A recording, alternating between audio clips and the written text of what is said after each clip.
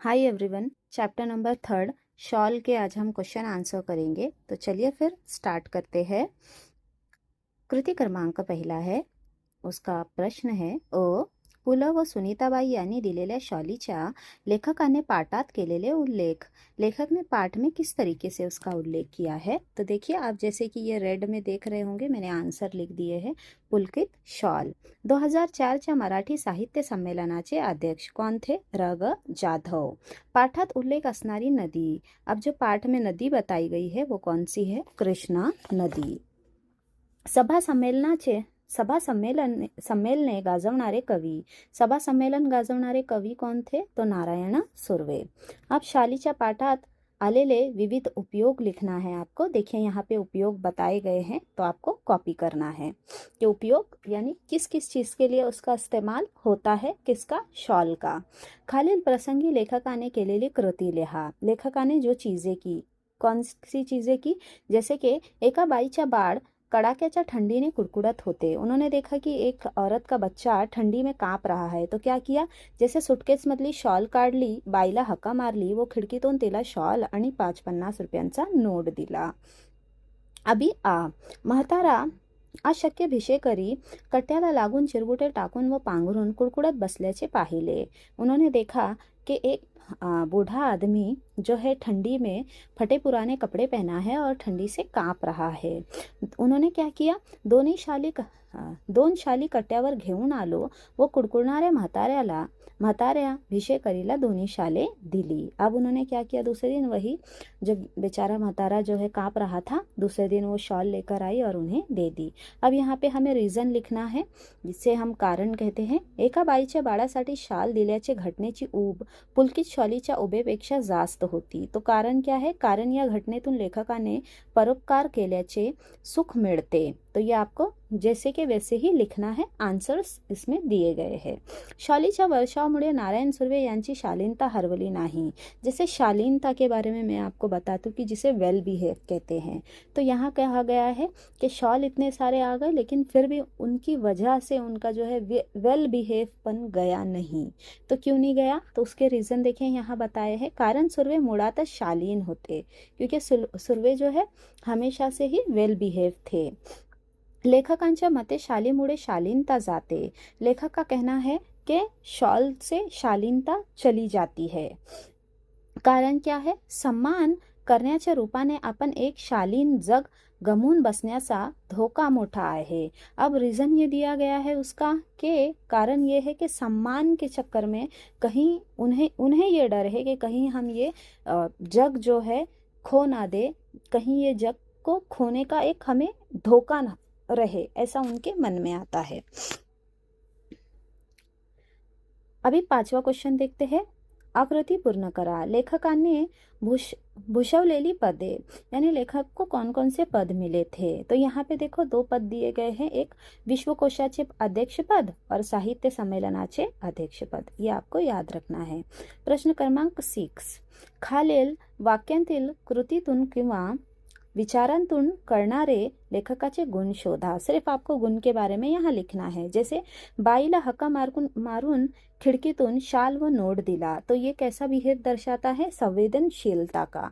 खरे तर खरीखुरी शालीनता शाली विनाच शोभते। जैसे अब इसके बारे में बताएंगे तो क्या दर्शाता है? वास्तवाचे भान, यानी रियलिटी की जानकारी होना। हळूहळू मी सगळ्या शाली वाटून टाकले, यानी उदारपना, यानी उन्होंने शॉल को अपने पास नहीं रखा, देखा कि लोग जो ज़रूरतमंद है उनको देना स्टार्ट कर दिया। अब प्रश्न नंबर 7, खालील शब्दांतील अक्षरापासून अर्थपूर्ण शब्द तैयार करा। अब जो अक्षर दिए गए हैं उनसे हमें अर्थपूर्ण शब्द तैयार करना है।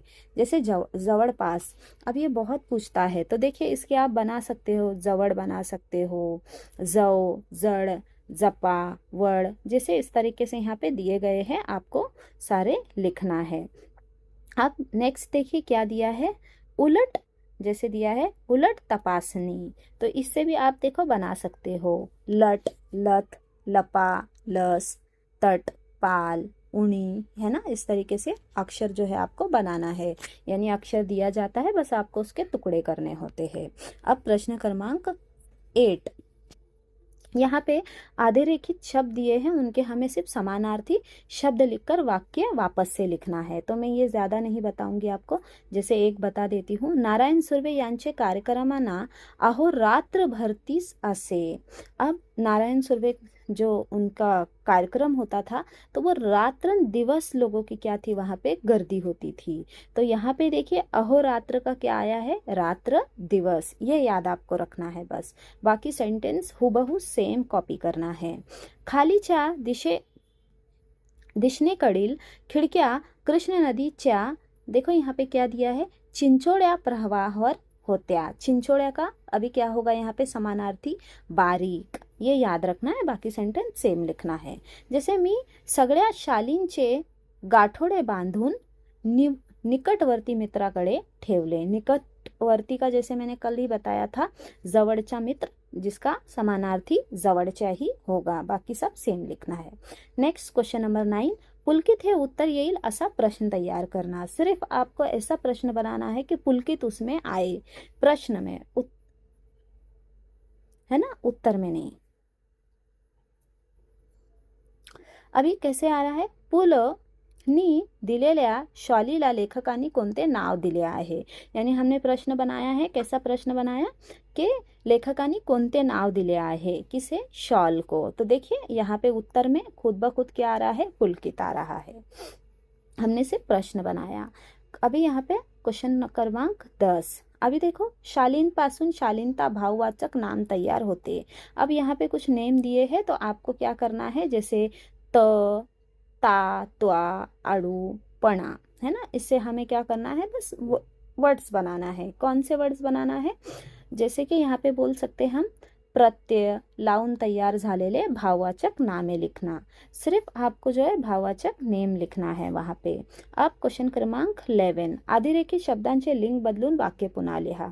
सिर्फ लिंग बदलना है, जैसे लेखक है तो उसका लेखिका हो जाएगा, मुलगा है तो मुलगी हो जाएगा। बाकी के पूरी लाइन आपको सेम लिखना है। अब क्वेश्चन नंबर 12 किस पर आते हैं, सौमत पर। तो सौमत जैसे यहाँ पर दिया गया है, सिर्फ मैं प्रश्न रीड करूंगी, आप उत्तर कॉपी कर लेना। शॉल व शालीनता यांचा पाठाचे आधारे तुम्हाला कळलेले अर्थ स्पष्ट करा। यहाँ पे शॉल के बारे में आपको, शॉल और शालीनता, इसके बारे में आपको क्या समझ आ रहा है, तो सिर्फ आपको आपके ओन वर्ड में लिखना है।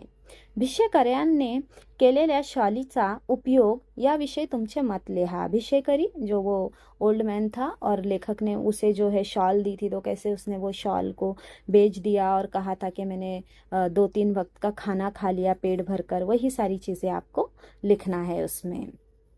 लेखकाच्या भावना जशा शॉल या वस्तूशी निगडीत आहेत, तशा तुमच्या आवडीच्या वस्तूची निगडीत असलेल्या भावना तुमच्या शब्दांत लिहा। जैसे लेखक ने अपनी भावनाएं बताई शॉल के प्रति, तो ऐसे ही अगर आपके मन में भी कोई चीज़ों को लेकर भावना होगी तो वो आपको लिखना है।